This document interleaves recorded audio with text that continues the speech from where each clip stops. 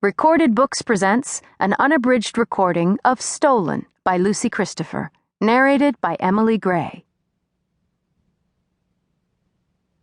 You saw me before I saw you. In the airport, that day in August, you had that look in your eyes, as though you wanted something from me, as though you'd wanted it for a long time. No one had ever looked at me like that before, with that kind of intensity. It unsettled me. Surprised me, I guess. Those blue eyes, icy blue, looking back at me as if I could warm them up. They're pretty powerful, you know, those eyes. Pretty beautiful, too.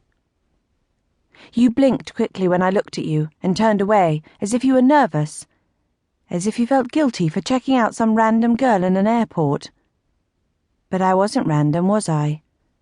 And it was a good act. I fell for it. It's funny, but I always thought I could trust blue eyes. I thought they were safe, somehow. All the good guys have baby blues. The dark eyes are for the villains. The Grim Reaper, the Joker, zombies, all dark. I'd been arguing with my parents.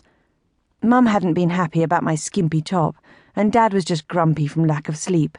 So, seeing you, I guess it was a welcome diversion. Is that how you'd planned it? Wait until my parents had a go at me before you approached? I knew even then that you'd been watching me. There was a strange sort of familiarity about you. I'd seen you before, somewhere. But who were you? My eyes kept flitting back to your face. You'd been with me since London. I'd seen you in the check-in line with your small carry-on bag. I'd seen you on the plane.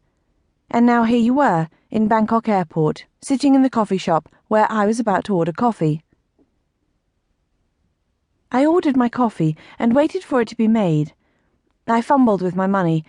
I didn't look back, but I knew you were still watching. It probably sounds weird, but I could just feel it. The hairs on my neck bristled when you blinked. The cashier held on to the cup until I had my money ready. Kenny, his name badge said. Strange how I can remember that.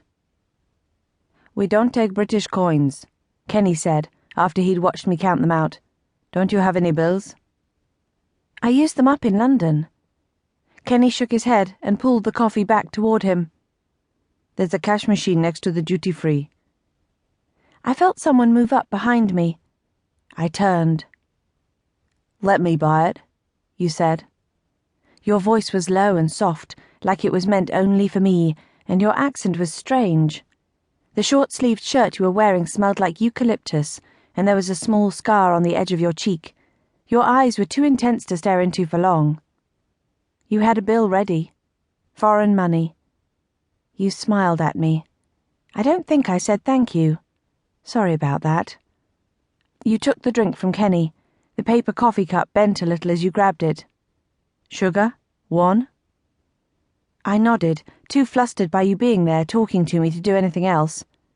"Don't worry, I'll do it. You sit down."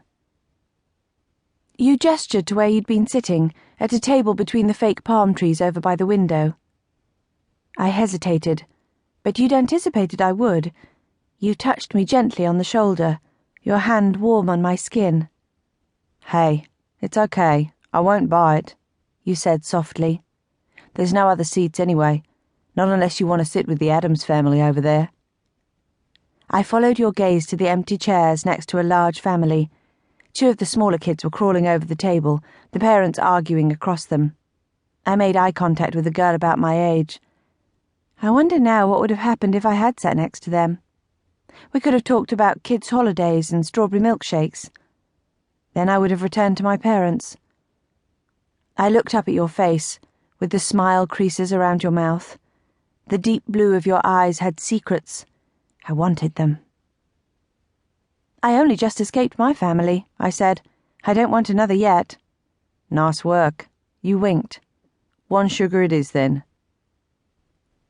You guided me toward where you'd been sitting. Other customers were near your small table, making me feel more confident to approach it. It took me 10 steps to get there. I walked in a kind of daze and sat in the chair facing the window. I watched you take the drink to the stand and lift the lid off. I saw you pour the sugar in.